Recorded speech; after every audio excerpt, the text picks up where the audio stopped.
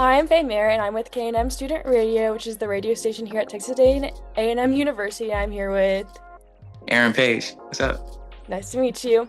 Likewise. So, tell me about ACL. How was your ACL performance?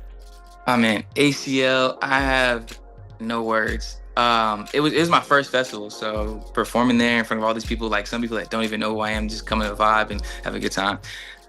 It was really kind of surreal, especially, I've been working at this for a long time, so even just to have the opportunity was kind of full circle and unreal for me, really. Yeah, did you have a favorite song to perform? Yeah, I had a lot of fun. There's a couple of them. I had a lot of fun performing a song of mine called Signs, another one called Bag. I did that with some friends of mine named No Good. They're out in the Houston area as well. But yeah, now those are super fun to perform. Like I had a blast performing, and that was my first time performing with a live band. So that was a cool experience as well. Though. Yeah. That's awesome. Signs is actually my favorite song from yours. So, Really? yeah. Oh, you gotta come see it live. You gotta come I see it live know. for I'm sure. excited too. Did you get to see any other artists while you were at ACL?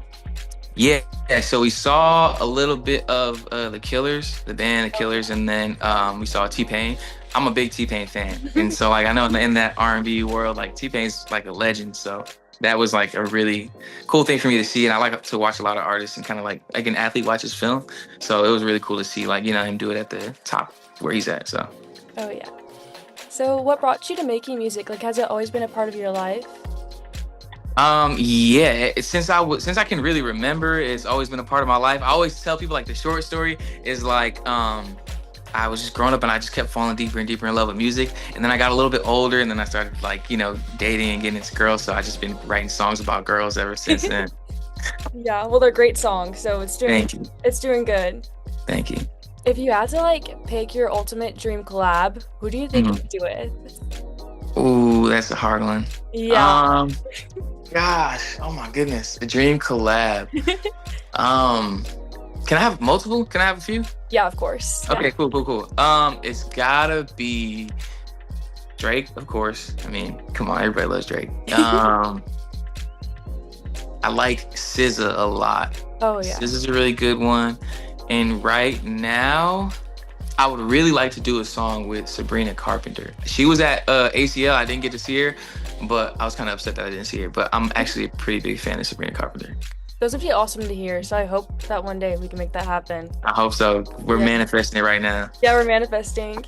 So, what's your songwriting process like? I know that you said that you like to write a lot of songs about girls, but like, Mhm. how do you go about it?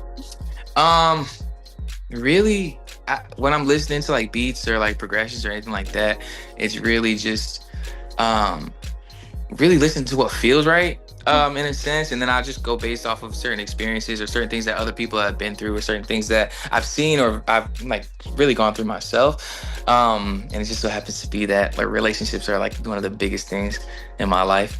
But yeah, I can't really explain it. There's no true process. Like I've studied like song structure and melodies and different genres of music, but when it comes to for me writing, it just stuff that just happens. So yeah, I think that's really it. It's just I can't explain it. It's just a God-given thing. Yeah, that makes sense. I mean, you're a musician, so I feel like it has to just come to you somehow.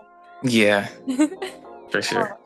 So you just released your first album over the summer, Before I Go. Amazing album, by the way. I listened to it all. Thank It's you. really great. Thank you. Congrats on that. So what is the message behind the album? Do you have one? So really, like I said, it's just really about relationships, and I came down with a title. I had another title, but the more I just thought about the project, the more I just was kind of trying to dive deeper into it.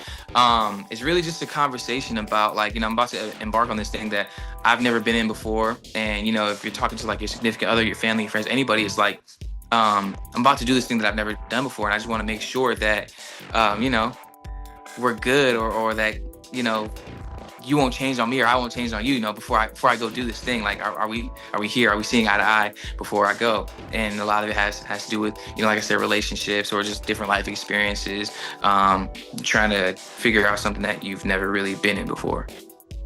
That's awesome. Wow. Thank you. So how would you compare your newest album to your EP, Lord Knows? Oh man, I think this one just kind of that Lord Knows EP was just a taste of who I am, like musically. And I guess you can say like lyrically and all, but I think with this Before I Go project, it is a lot more in depth. Not only just vocally, like I'm allowing myself to kind of open up and sing a little bit more and use my vocals and try to stretch my musical abilities, but just as far as content matter and what I'm saying and how I'm saying it, like there's some songs in there that have some depth into it, like Scorpio's interlude. That's one that's a little bit more vulnerable and a little bit more open. And then you got songs like Teed Up or Colors that are a little bit more fun and talking about a little more surface level things to where you can just kind of vibe out. Or like even like a Pretty Girls Like R&B, like that's supposed to be a fun song. That's something that, you know, makes you feel sexy if you want to go out and get a couple drinks or just have a good time or whatever the case may be.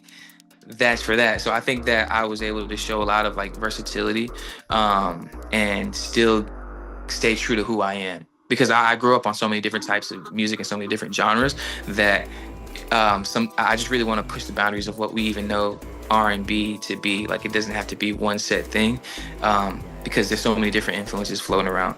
And so I think that is something that I was able to accomplish with this project, and I think that's something that I'm going to keep doing as we continue to go on this journey.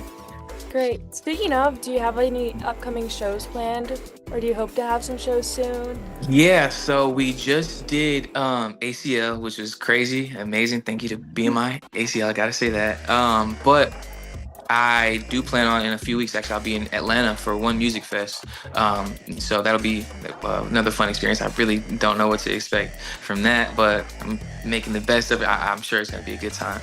And then after that, we're trying to get on the road a little bit. Yeah. I won't say too much, but we definitely got some things planned out. And just really just working out. I want to be able to see as many people in person as possible. So I'm just trying to be out there. Something for the fans to look forward to. Yeah, for sure. So what else are you interested besides just music? Oh man, I love sports. I'm a foodie, so if you're ever like in Houston or if I'm traveling anywhere else, I gotta find the best food spots. I love it's food, um, fashion, and sports. So I played basketball my whole life. My family actually, well, there's a lot of soccer players. We all started off playing soccer, but soccer, basketball was like our main sports. A couple of my brothers played football, but I really just love sports in general. Like I can talk about it for hours. Um, and then, like I said, yeah, I'm a big foodie. Like it's hard. I'm a little bit of a big back. I gotta, I gotta claim it, I guess. But yeah, outside of those, like if it's not like fashion, I really love clothes. I love like feeling my best self, when I'm out in public or whatever the case may be. I just like to, feel good. And I feel like expressing yourself with your outfit is a big part of how you feel. So yeah, those are my like main things. I can't live without them. Yeah, you definitely have a great style. Do you have any like fashion icons that you look up to style wise? Ah man. I don't know if I can say right now. Kanye West. Kanye was definitely at the top of my list. Virgil Abloh. Let's see who else. Michael Jackson. He definitely had a different sense of style. Um, there are a lot of Pharrell. Pharrell is a really big one for me as well, style wise. I like Gunna. Gunna, I like the way he dresses. Kind of got that rock star thing going on. That's a big one for me. But yeah, that's just a few off the top of my head. Yeah. Yeah. Your outfit in Pretty Girls Like R&B, the music video was really great. Did you have like any inspiration for that outfit specifically? Well, thank you. First off, inspiration, not quite. I just knew it was cold. It was super cold in New York, like it was like negative, I think, or like something like that. And it started raining in the middle of it too. But as far as like inspiration, no, I like leather. I really like leather. And so I think, yeah, and I like Harley Davidson, I like racing jackets and stuff like that. So as often as I can wear that, I'll wear it. So that's really what that was. That was a perfect excuse too, because I know in Texas it's way too hot sometimes. Way too hot, so I had to get that off out there. Oh yeah. So KANM, we're a radio station, so I have to ask, if you were to have a radio show, what would you be sure to include on your playlist? Ooh, there's so many things. That's my problem. I couldn't be just one type of radio, but on my playlist, does it have to be specific artists or genres? No, Just you genres. could do whatever. You could do whatever. Okay.